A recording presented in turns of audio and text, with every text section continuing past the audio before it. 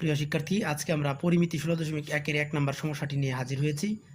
তো সমস্যাটিতে বলা হয়েছে যে একটি সমকোণী ত্রিভুজের অতিভুজের দৈর্ঘ্য 25 মিটার এবং অপর বাহু দুইটির একটি আরেকটির 4/3 অংশ হলে বাহু দুইটির দৈর্ঘ্য নির্ণয় করো।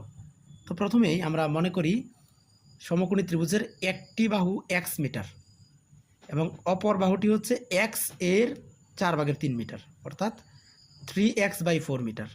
এবং এটা ত্রিভুজের মাধ্যমে এটা দেখানো হয়েছে যে এটা এখানে লম্ব বলতে x মিটার এবং ভূমি বলতে 3x/4 এবং অতিভুজের মান 25 মিটার দেওয়া আছে।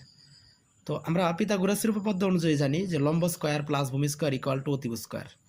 তো লম্ব বলতে এখানে x স্কয়ার প্লাস ভূমি বলতে 3x/4 whole square equal to অতিভুজের মান 25 হোল স্কয়ার। তো x square plus 3 3 9 x square divided by 4 4 16, এই পাশে 25 এর উপর স্কয়ার দিলে হয় 625 এবং x স্কয়ারের নিচে মনে মনে 1 আছে, সেই 1 এবং 16 তাদের লসাগু হচ্ছে 16।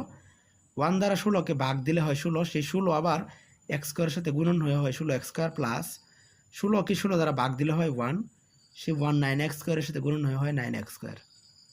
এবং পরবর্তী লাইনে 16x square plus 9x square মিলে হয় 25x স্কয়ার এবং এই পাশের 16 ভাগ অবস্থা থেকে আরেক পাশে চলে গেলে হয় গুণন অবস্থায় 16 এবং এই পাশের x স্কয়ারের সাথে 25 গুণ ভাগ অবস্থায় চলে আসছে।